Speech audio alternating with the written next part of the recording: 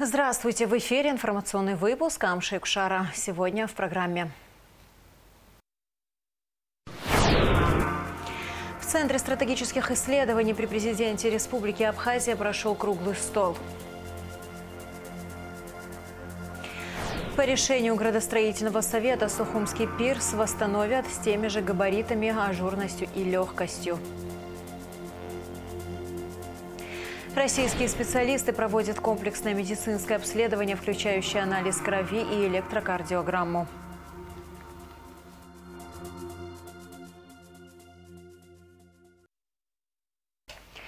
Трагическая весть пришла из Крыма. Школьник из Абхазии Нарт Абухба, который находился в международном центре «Артек», скончался в больнице города Евпатория.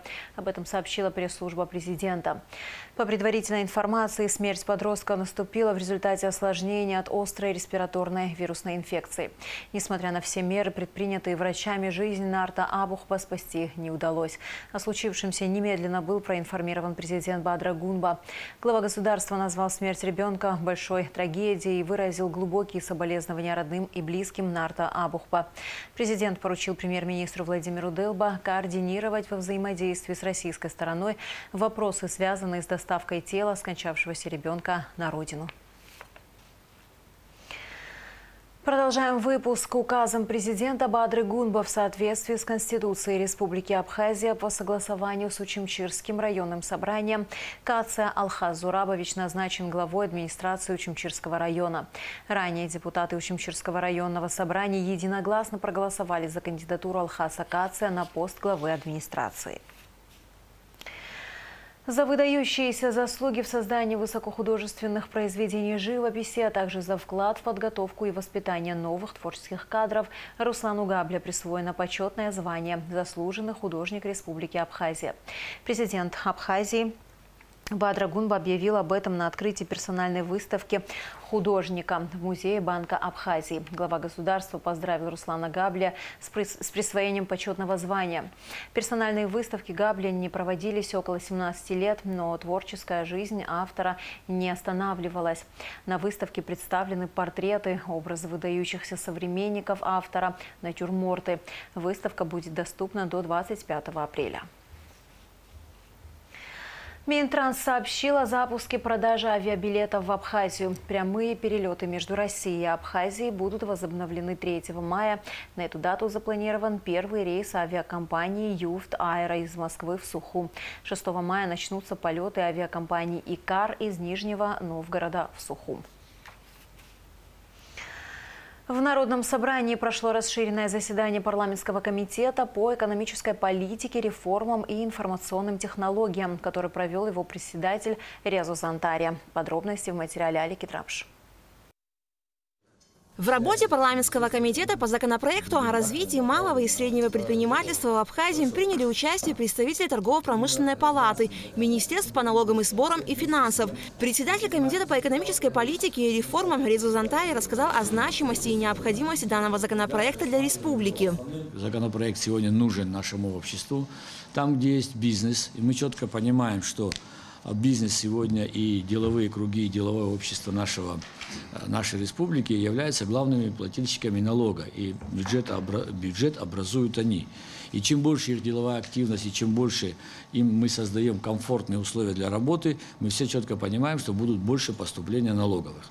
Но мы, общество, и мы должны достойно дать оценку их труду. И слышать все их обратную связь, так называемые пожелания, как бы они хотели видеть сегодня ту самую налоговую базу, как бы они хотели видеть, чтобы их интересы были учтены в том самом законодательстве при реализации их идей. Где бы это ни было, это творческая идея, это все, что подлежит монетизации или коммерциализации. Вот как видение и какая цель сегодня нашего совещания, чтобы показать и быть полезными нашему обществу, именно тому самому сообществу бизнеса, о котором мы говорим. Законопроект разработан в целях восполнения законодательного пробела в вопросах регулирования развития малого и среднего предпринимательства.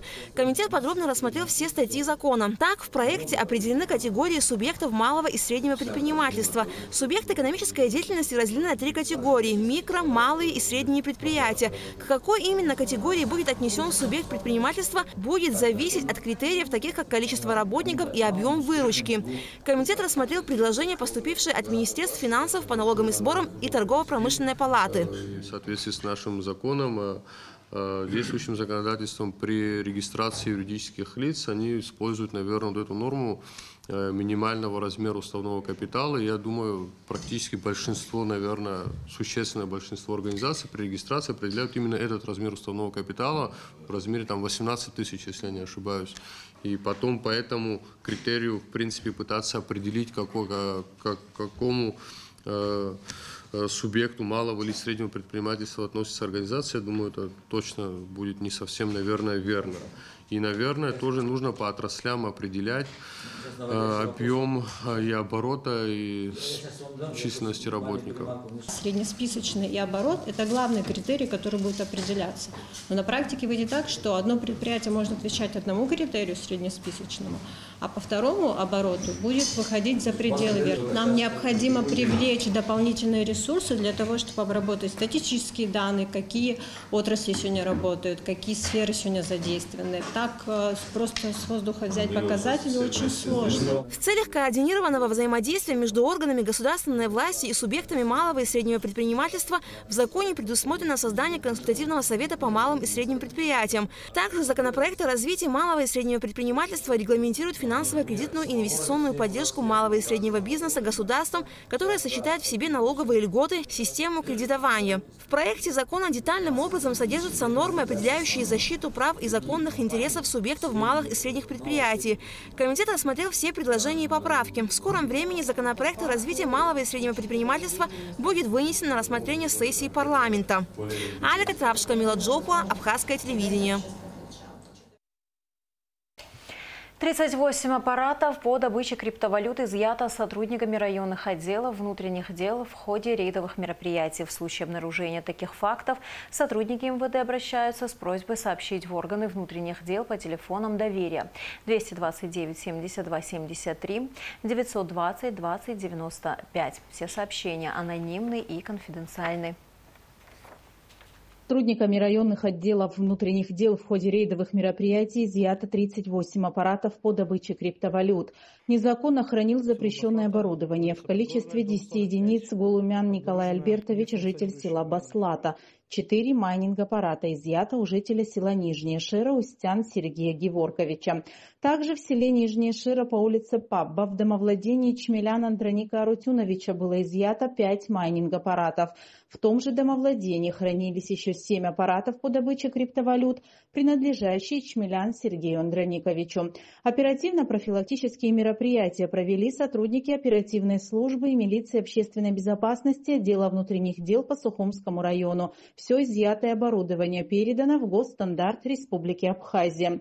В поселке Дранда оперативную информацию реализовали сотрудники уголовного розыска Гуларыпского районного отдела внутренних дел. В результате проведенных оперативных мероприятий было обнаружено 12 аппаратов по добыче криптовалют, принадлежащие Гопи Тимуру Ардывановичу и размещенные в домовладении по улице Есаглы.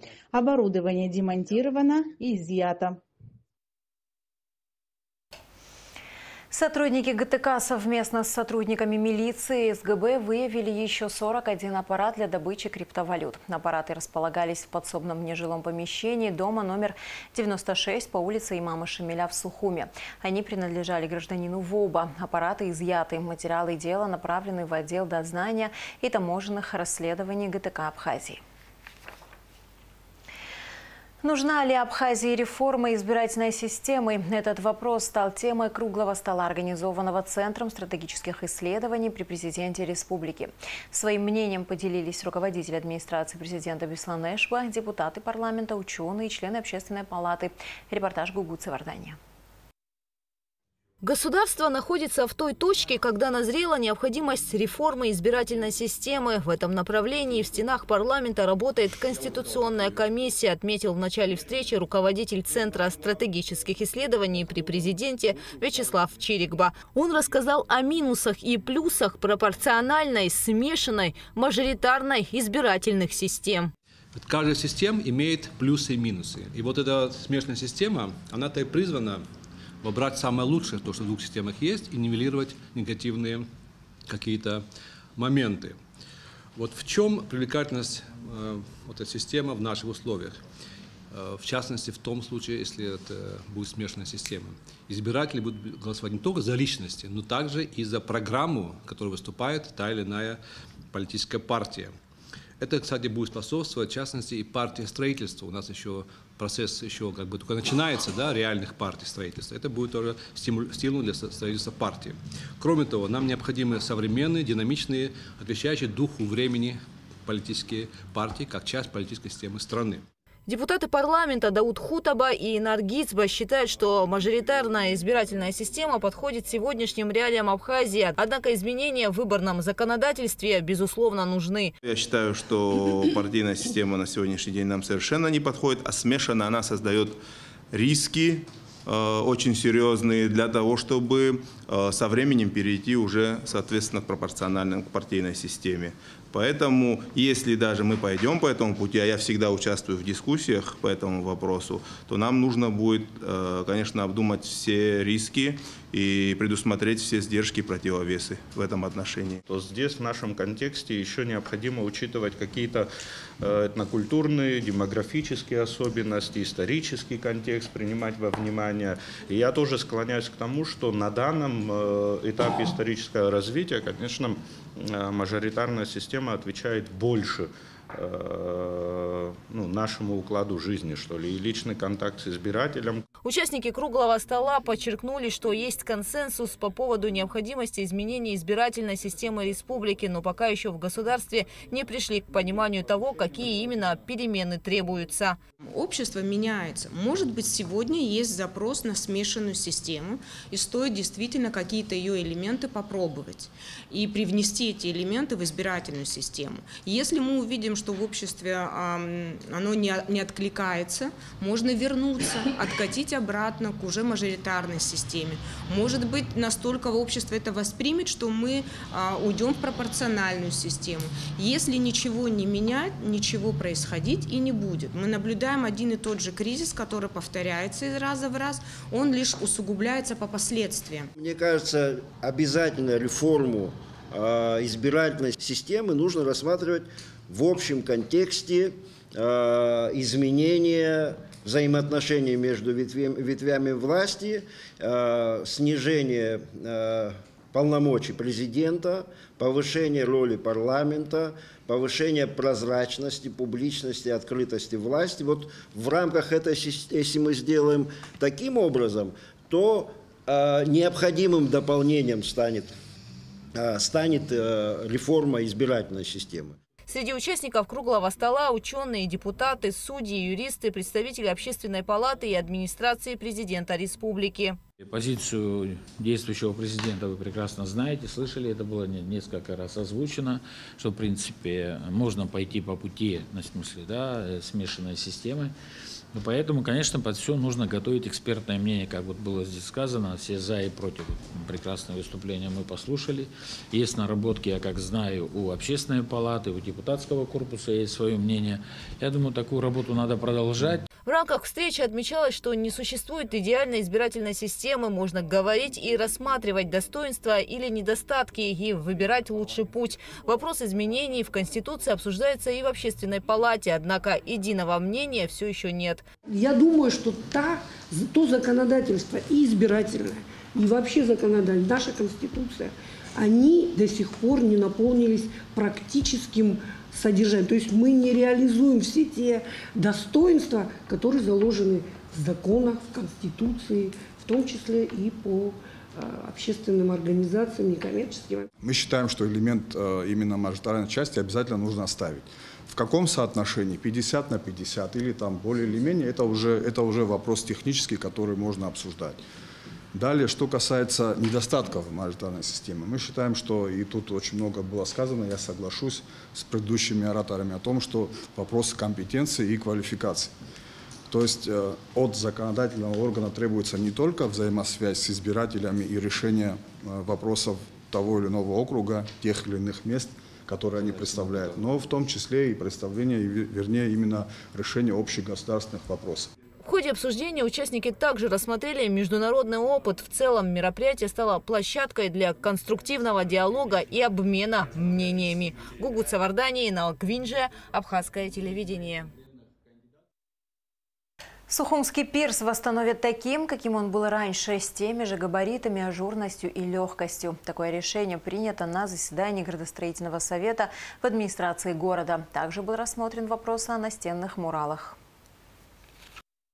Главной артерией Сухума является его набережная. Здесь у каждого строения своя история и колорит. Причал у Брехаловки привлекает внимание. Однако уже долгие годы закрыт для прогулок, так как находится в ветхом состоянии и признан опасным. Сухумский причал изначально был очень короткий и обслуживал маленькие лодки. Его видно на этих кадрах. Только в более позднее советское время его заменили на более прочный, протяженный. Это современный причал, примерно 70-х годов. Каким будет объект после восстановления? Какую архитектурную концепцию следует рассмотреть? Эти и другие вопросы обсудили на заседании градостроительного совета. Специалисты из Краснодарского края во главе с главным архитектором города Краснодар вчера посетили нас, мы с ними ходили и посмотрели пирс. Там два варианта вообще самого пирса у нас было под рукой. Это один вариант Камакаца, который подготовила, и второй вариант там управление горстройпроекта. Вчерашние варианты, они не окончательные, нам надо с вами согласовать, я думаю, донести до общественности, в каком виде хотели бы мы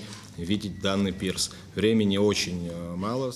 Главный архитектор Сухума Светлана Шаменкова проинформировала, что данный пирс внесен в дополнительный список объектов историко-культурного наследия. Просто так вычеркнуть его из этого списка не получится. По словам Светланы Шаменковой, чтобы иметь возможность строить новый пирс или реконструировать его, необходимо провести заседание научно-методического совета. Воссоздавать этот пирс в том историческом облике, в котором он существовал всегда, либо мы можем иметь возможность предложить новый пирс в новом его прочтении, сохранив его функционал. То есть это прогулочная зона с возможностью причаливания катеров или каких-то речных плавсредств небольших, как это раньше и было. Остается последний стадий. То есть мы по аналогии его, будем воспроизводить или с модификацией, учитывая то, что, скажем, в наше время город растет, изменения происходят, но в рамках канона, в рамках допустимого, в рамках облика, какие-то моменты, если будут предприняты, какие-то штрихи, что все-таки вновь воссоздаваемый был узнаваем. То есть мы говорили, что это вот наша пристань. Мы должны это сказать. Если вот в центре города Сухум ничего не останется, вот в тот раз мы говорили статус портовой город, столичный город, эти эпитеты, она копия наша первой столицы, то не имеет, вы понимаете. Вот, это серьезно. Я считаю, что все, чем мы хвастаемся, у нас может не остаться. Поэтому максимально мы должны обращаться к прототипу и должны учесть по нашему законодательству. На совещании рассмотрели проект, предложенный архитектором Камакаце. По мнению участников, необходимо сохранить единую концепцию архитектуры Сухумской набережной. Пирс, безусловно, является частью этой композиции. В принципе, у нас есть цвет нашей набережной. Да? Это белый, белокаменный.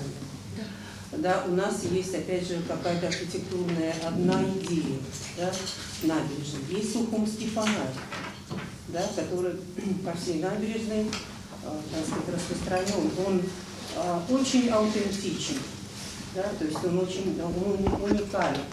Может быть, как идея, так сказать, сделать вариант такого более капитального, скажем так, пирса, в таком образе продолжение нашей набережной, да, с Сухумским фонарем. Это просто идея. Функционально этот объект должен работать. Да. Нагрузки другие не должны появиться. То есть та легкая нагрузка, которая нам известна, она может работать. То, что она графично и тонко, прозрачно сохраняет себя, я думаю, этого достаточно для того, чтобы ту массу береговую линию не нарушить. Вот попытка примерять историческую часть и творческую фантазию, это самая уродливая форма, мне кажется, подхода. Направлений может быть два. Классическая линия – история продолжения концепции набережной, либо что-то инновационное, отметила Камакация. По ее мнению, при этом необходимо понять, как планируется использовать пирс, насколько он будет функциональным с исходной позиции, ведь изначально это был первый въезд в город. Сейчас это не первый и не единственный способ зайти в город. И мне бы, конечно, хотелось расширить функционал пирса и обогатить его. И, собственно, та старая концепция, о которой мы уже говорили, она была как раз про это. То есть, если есть возможность диапазон пирса расширить, я бы расширила. Чтобы это было не просто какая-то пристань условная, а дополнительная точка притяжения для города, для прогулочной части его, для развлекательной его части. Их не так много у нас. В итоге было принято решение о воссоздании пирса в том виде, каким он был, с теми же габаритами, ажурностью и легкостью. На заседании градостроительного совета также был рассмотрен вопрос о нанесении муралов на фасады домов. Художники Фонда поддержки и развития современного искусства «Новые формы», которые будут наносить муралы, продемонстрировали разработанные ими эскизы. Члены совета высказались против этих рисунков, подчеркнув, что при создании эскизов необходимо учитывать понятие абхазского спектра. Сейчас нам оперативно нужно принять решение по двум фасадам. Это Агроба-9 и дом Ингургесовский, значит. На Когоне одна торцевая сторона, а на Агроба-9 4. Поэтому коллеги готовы принять к рассмотрению варианты, которые предложим мы, но какое-то решение надо принять для того, чтобы они приступили к работе, уже они неделю тут находятся, и мы никак не можем никакие решения принять. То, что ими предложено, я так понимаю, нас не устраивает, поэтому давайте оперативно какое-то решение примем мы. На Когоне картина Ливарсы Будба, если она не подходит и по цветовой гамме, давайте другую картину его какую-то выберем. Арда Иналыпа высказала пожелание жителей многоэтажного дома по улице Когоне, 62. Ранее было принято решение о нанесении на фасад этого дома одну из картин абхазского художника Ливарсы Будба. Они сами предлагали его работу, но она горизонтально немножко выглядит, и, конечно, это как бы по мотиву. Это интерпретация. Да, и они сказали, что какую яркую, Ну, можно же поиграть с цветами. Другие.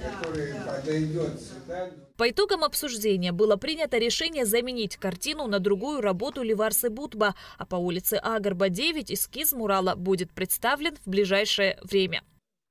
Шазина Ханагу, Эльдар Дамиров, Абхазское телевидение. Подведены первые итоги диспансеризации школьников. Осмотрено более трети детского населения Абхазии. Российские специалисты проводят комплексное медицинское обследование, включающее анализ крови и электрокардиограмму. Осмотр проводят психиатры, кардиологи, неврологи, отоларингологи и другие специалисты. На осмотре учащихся в 4-й Сухумской средней школе присутствовала и наша съемочная группа. Репортаж Гундышова. На территории Абхазии работают одновременно 4 медицинские бригады. В общей сложности 40 врачей из России. Доктора Национального медицинского исследовательского центра здоровья детей, Ставропольского края, Воронежской, Саратовской областей и Республики Адыгея. В работу также включены более 60 абхазских специалистов. Каждая бригада осматривает до 150 детей в день. Общее количество – 400 детей в сутки. Сейчас ряд профилактических осмотров и все процедуры, которые происходят в рамках профилактических осмотров, это первичное звено. Мы отбираем детей, которым уже дальше необходимо дополнительные наблюдения, дополнительное обследование в условиях стационара, допустим, в Республике Абхазия, а также часть детей, которым необходимо лечение на федеральном уровне, также мы можем направить в необходимые профильные учреждения страны. Сегодня у нас необычный профилактический осмотр. На примере 5-летнего ребенка мы покажем, как проходит профилактический осмотр каждого специалиста наш маленький малыш. 5-летний Дмитрий Бимка, как он себя называет, герой сегодняшнего дня, будет проходить комплексный медосмотр. Вместе с ним можно увидеть, каким образом организована работа специалистов. Дмитрий из многодетной семьи. Его мама Анастасия Плиева поделилась своей историей и подчеркнула важность таких регулярных медицинских обследований. Среди ее 5 детей один ребенок имеет инвалидность. По словам Анастасии, из-за ошибки врачей, неверно поставивших диагноз, ребенок долгое время получал неправильное лечение. В ходе обследования маломобильных детей удалось ребенку поставить точный диагноз. Ребенок с ограниченными возможностями прошел диспансеризацию в вспомогательной школе. Ему поставили все-таки диагноз, то, что у него не ДЦП левосторонних конечностей, а внутриутробный инсульт перенесенный. И поэтому у него левая сторона не работает. И часть левого полушария мозга у него, которая отвечает за обратную речь, не работает. Мертвые нейроны. То есть это новый диагноз? Да, это не знали. Мы 10 лет лечили ДЦП ему. И нужно, чтобы все родители ходили, бабушки, дедушки, чтобы приводили деток, находили время на то, чтобы посмотрели врачи. Лучше быть уверенным и знать, что у твоего ребенка все хорошо, что он здоров, чем ошибочно лечить диагнозы. Масштабная диспансеризация проводится на основании договоренности Минздрава в Абхазии и Российской Федерации. Организаторами мероприятия выступили Фонд президентских грантов и общественная организация «Народный фронт России». Представитель Народного фронта Юлия Зимова рассказала об организации совместной работы российских и абхазских врачей. 10 специалистов-докторов из России, также медицинские сестры из Абхазии, которые берут кровь, делают ЭКГ. Дополнительно из абхазских специалистов работают с нами еще специалисты в лабораториях, которые находятся, лаборанты, те, кто эту кровь уже дальше обследуют, исследуют. И вторичный этап, это не менее важно, медицинские сестры, которые обзванивают карты. То есть смотрите, как происходит весь алгоритм. Сначала здесь работают врачи. Вы видели, здесь доктора, и там есть на входе машины. Это мобильный медицинский комплекс, потому что доктора перемещаются, особенно если это удаленные населенные пункты. Вместе с ними перемещается оборудование. Это мобильный аппарат УЗИ, это ЭКГ, это там ростомеры, кушетки, ширмы и так далее. Это все переезжает на отдельном специальном мобильном комплексе. В этом комплексе предусмотрено, если даже что-то нужно, посмотреть удаленно. За каждой бригадой закреплена машина с медицинским оборудованием, мобильными аппаратами УЗИ, ЭКГ, ростомером и другими необходимыми материалами для проведения комплексного осмотра.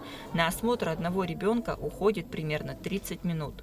В рамках медосмотров, проходят дети дошкольного возраста и школьники до 17 лет включительно. Здесь мы проводим ультразвуковое исследование органов брюшной полости, почек, надпочечников, щитовидной железы. У старших девочек по показаниям УЗИ молочных желез. У нас все специальности, которые здесь присутствуют, и специалисты, которые просят в рамках медосмотра что-либо посмотреть, выявить патологию, не дай бог, мы это все выявляем, осматриваем. Есть детки, которые приходят из поликлиник, стационаров, которые здесь уже были на диспансерном учете, пересматриваем также.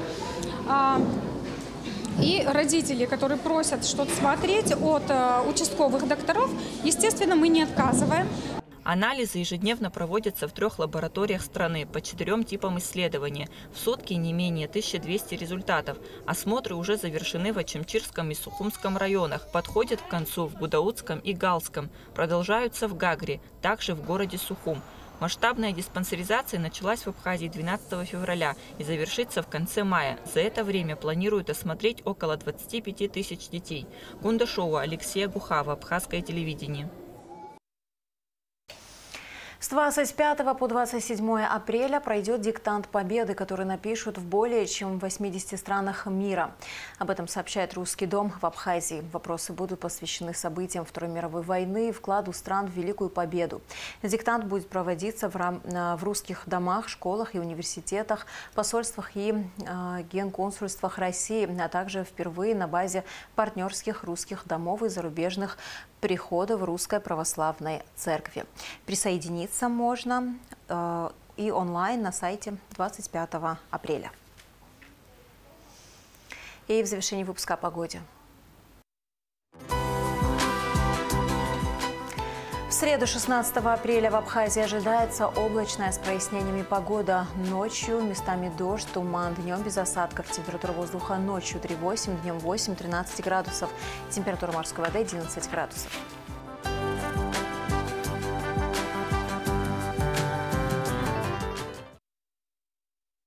На этом наш выпуск завершен. До скорых встреч в эфире.